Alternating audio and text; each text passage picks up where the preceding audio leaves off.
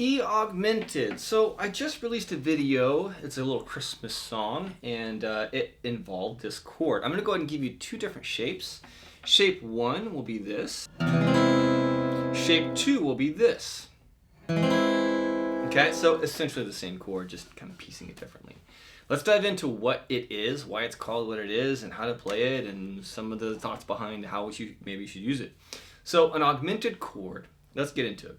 An augmented chord is a 1-3 sharp 5, okay? So you're kind of augmenting that fifth. I want you to go ahead and keep in mind that essentially a chord is usually built on a 1 and a 5. That's kind of the walls of the house. That is the chord, okay? It's stable. 1-5 is going to be your go-to, your basics, your always, your must for most of your chords you'll ever play. And so when you go about messing around with those 1s or the 5s, things get a little bit weird, especially in this case the 5. If you flat it or sharp it, things get a little wonky. Let me go ahead and demonstrate. Here's an A major. Let's do E. Here's an E major. Nice and stable. There's a 1 and a 5 in there. Here's an E minor. Nice and stable. Again, there's a 1 and a 5 in there. Let's keep going. Let's do an E dominant 7. Again, there's some tension there, but it's still stable. It's got a nice stable sound. Now let's get a little bit crazy. Let's show you again what that E augmented sounds like. It's got some tension to it. Right? Isn't that cool? And so that right there is essentially what happens whenever you take the 5 and you sharp it by a half step.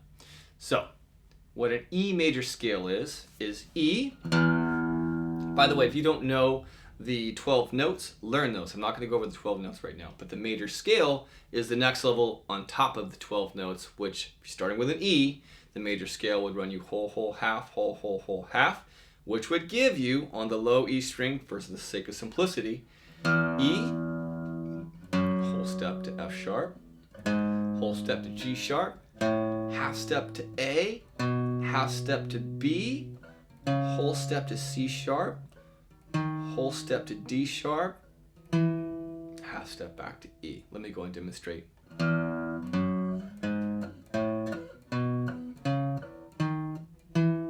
Isn't that great? So that's do, re, mi, fa, sol, la, ti, do, right? Because that's the major scale. That's the E major scale. E, F sharp, G sharp, A, B, C sharp, D sharp, E. And if you take the 1, 3, and the 5 for now, E, G sharp, B. Sounds nice.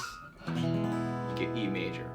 And if you raise that B a half step, in this case, that's if you said C, you are correct. So E, G sharp, C. It's kind of fun, right? That's what you're hearing.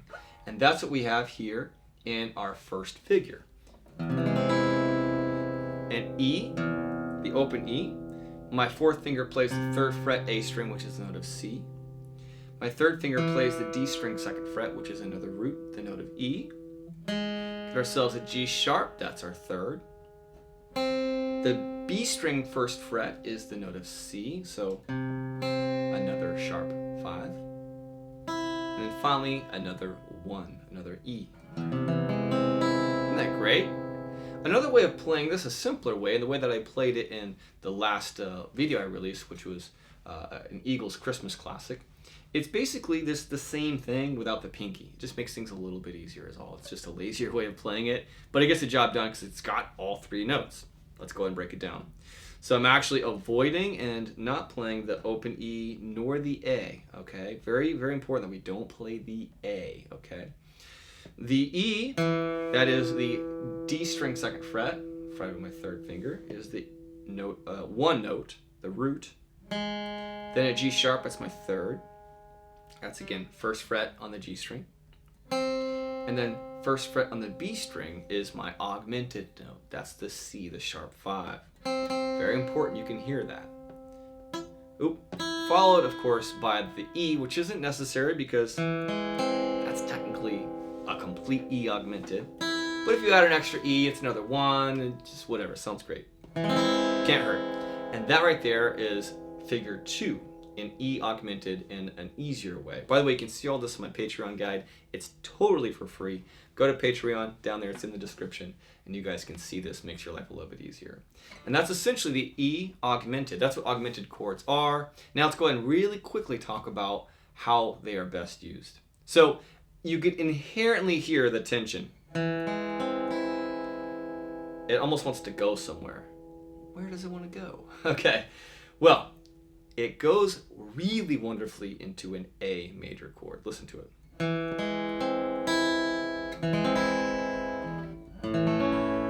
Whew. It almost felt like some tension and some relief, right? And that is because of a cadence effect. Okay, anytime you go from an E to an A, it sounds great. It's a perfect cadence. If you wanted to increase the gravity, you might make it an E dominant 7 to an A. That's way more tension, therefore way more satisfying when you release it.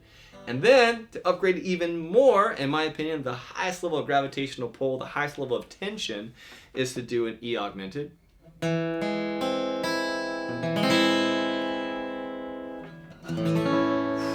Right? And so I digress a little bit, but essentially that's how it's used. That's augmented. That's E augmented. Hopefully it helps. Enjoy.